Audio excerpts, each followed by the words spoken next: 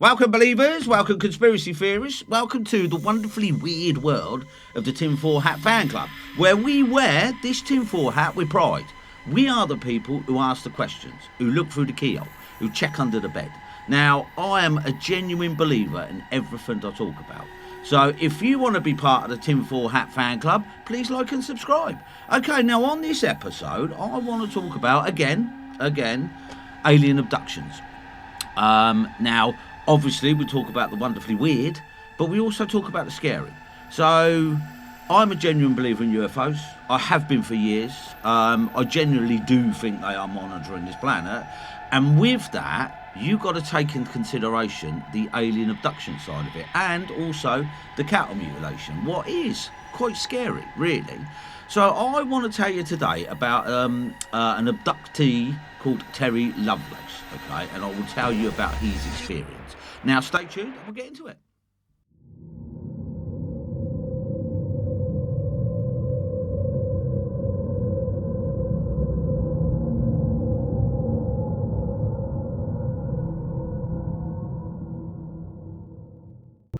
Welcome back, and welcome back to the story of Terry Lovelace. Okay, now this is a classic abduction story. One that I believe, personally, and I'm going to tell you the story now. Okay, now, it starts in June 1977. Terry Lovelace, a US Air Force medic, set out with his friend Toby for a weekend camping trip in the Devil's Den State Park, Arkansas.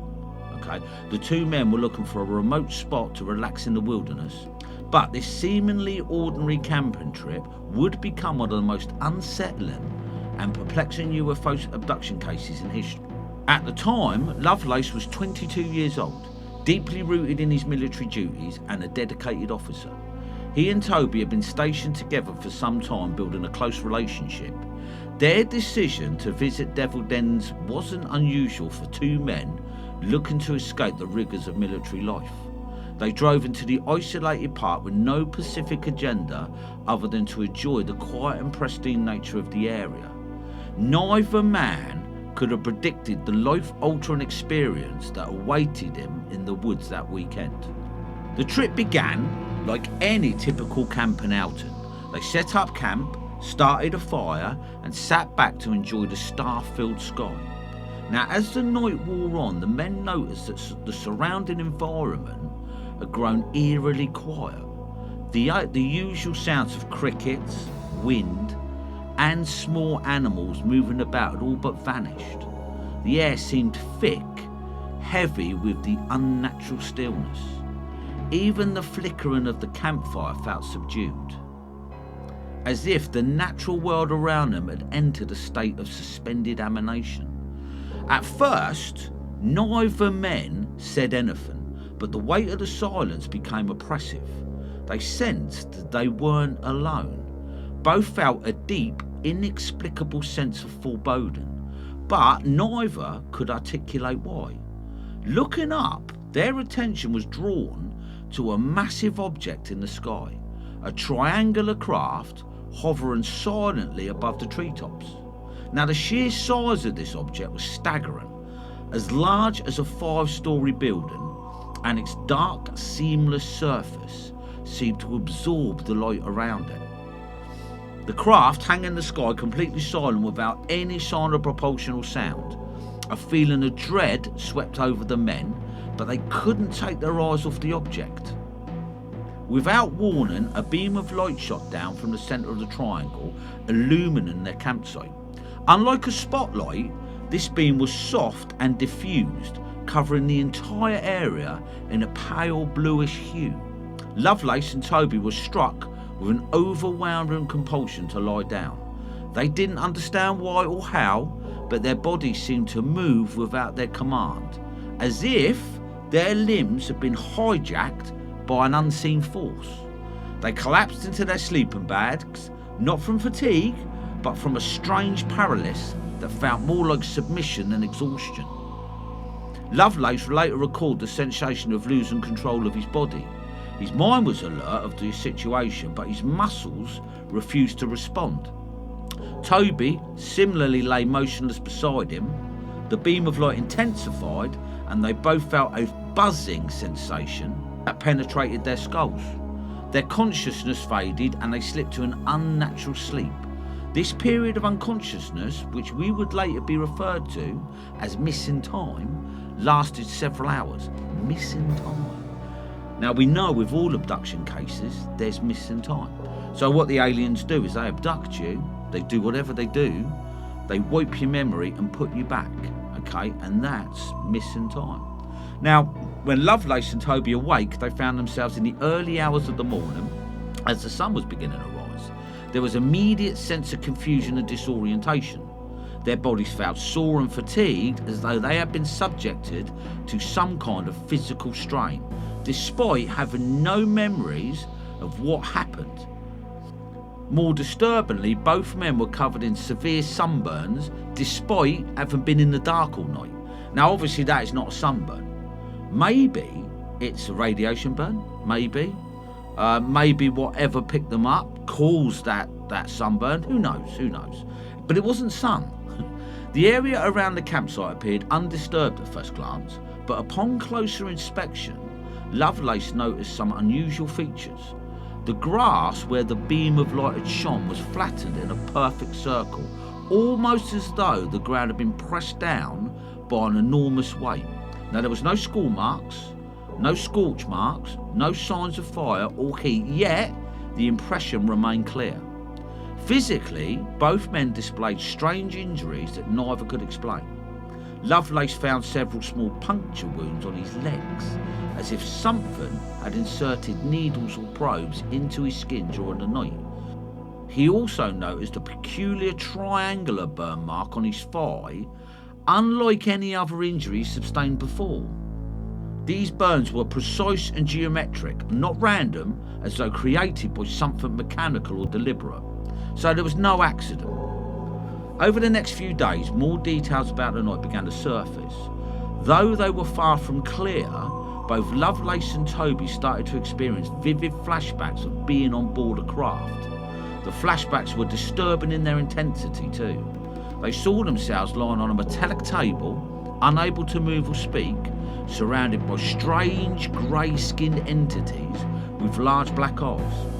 Now these beings, commonly referred to as the Greys in UFO abduction lore, seemed to communicate telepathically. Lovelace could feel their presence in his mind even though no words were spoken. That's very common as well in the abduction scene. Grey aliens always seem to be the antagonists, let's call them, and they do seem to Now the beings conducted what Lovelace could only describe as a medical examination. They seemed interested in every part of his body, particularly his reproductive system. Now that goes to the hybrid. Are aliens splicing human and alien DNA to make hybrid beings? Why are they interested in his reproductive system? Now the procedure felt clinical and cold, with no empathy or concern for the discomfort they caused. Lovelace's mind struggled to make sense of the experience, but the details were clear. He was being examined like a specimen, not a human being. And I will go back to the fact that we do that to animals all the time, don't we? We also tag sharks, we also tag dolphins, we also tag all sorts of creatures so we can monitor them. So if we do that to animals, why should aliens not do that to us? It's just a question, that's all, it's just a question. Now, one of the most disturbing aspects of these flashbacks was the sense of helplessness. Despite being fully conscious of what was happening, Lovelace had no ability to resist or escape. He remembered Toby being examined in a similar manner, though his memories of his friend's ordeal was even more fragmented. In the days following the encounter, both men's mental state began to deteriorate. The nightmares started almost immediately. Each night, Lovelace would relieve part of the experience aboard the craft. The cold eyes of the beings staring down at him, their expressions unreadable. The trauma of these dreams was so intense that he could wake up in cold sweats and be unable to sleep for the rest of the night. Now that I do totally believe. Imagine if you keep remembering that. It's disturbing and it's scary. Now Toby, meanwhile, became withdrawn and distant. He refused to discuss the events with Lovelace, claiming that nothing had happened and they were both just exhausted from the camping trip. But his behaviour told a different story. He grew paranoid. he began isolating himself and avoiding time outdoors. Lovelace would later attribute Toynbee's reluctance to confront the events to the psychological trauma both men had endured, and I can understand that too. Now, if you experience something like that, would you be a Toby? Would you try to just bury it deep inside your psyche and try and forget about it? Probably. The experience left Lovelace physically and emotionally scarred. Though he kept the incident to himself for many years, the memories never faded. They would resurface in moments of weakness, in the quiet hours of the night when his mind was most vulnerable. Despite his best efforts to move on, he couldn't shake the feeling that whatever had taken him that night was still out there watching. Years passed, and Lovelace did his best to continue with his life. He rose through the ranks in the Air Force, maintaining a professional demeanour and keeping his experiences to himself. But the nightmares persisted, and the memories of that night refused to fade into the background. Lovelace couldn't escape the feeling that he had been permanently changed by the encounter, and that something had been taken from him that night that he could never get back. Now, in 2012, decades after the event, Lovelace underwent a routine medical examination that would change everything.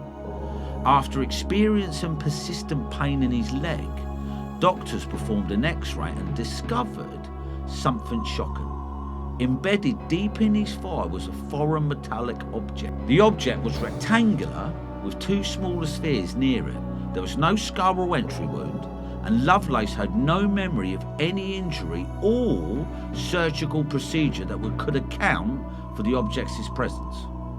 Now, the discovery of this object validated Lovelace's long-held belief that something had been implanted in him during that 1977 encounter. For years, he has suspected that the beings who had abducted him had left something behind, but he had no way to prove it. The doctors were baffled by the object's presence, unable to explain how it gotten there or what purpose it might serve. To this day, the implant remains an enigma, a piece of physical evidence that links Lovelace's story to the broader phenomenon of UFO abductions. Now, with the discovery of the implant, Lovelace decided to come forward with his story, publishing an account of his experiences in hopes of both understanding what happened to him and helping others who might have gone through the similar ordeals. By going public, he hoped to connect with others who had experienced missing time, abduction memories, or physical evidence like his. Though many remain sceptical of Lovelace's claim, skeptics have to be out there, they're important, the details of his story bear striking similarities to other well-known UFO abduction cases that we will cover in different episodes, right? The triangular craft, the missing time, the telepathic communication with non-human beings, and the discovery of a physical implant all mirror aspects of other cases. These parallels suggest that Lovelace's experience is not an isolated incident, but part of a large pattern of human encounters with unknown intelligences, the alien abduction stories. Now, what do you think? Do you think I'm mad, or do you think something else? Or do you believe? Now, there are obviously skeptics, there has to be, it's important that they are. Now, there is sleep deprivation that kind of people blame on it, and there is sleep paralysis that people kind of blame on it, and I get that, but I genuinely believe that people are being abducted. So, they are coming down to monitor our planet. The question we need to ask ourselves nowadays is not what they are, but who's piloting them and what do they want? Okay, well, this is the Tinfoil Hat Fan Club. Thank you very much for tuning in and watching, and like and subscribe. If you can, that would be fantastic. And then you can join the Tinfoil Hat Fan Club. Okay, now I will catch you on the next one. Thanks very much.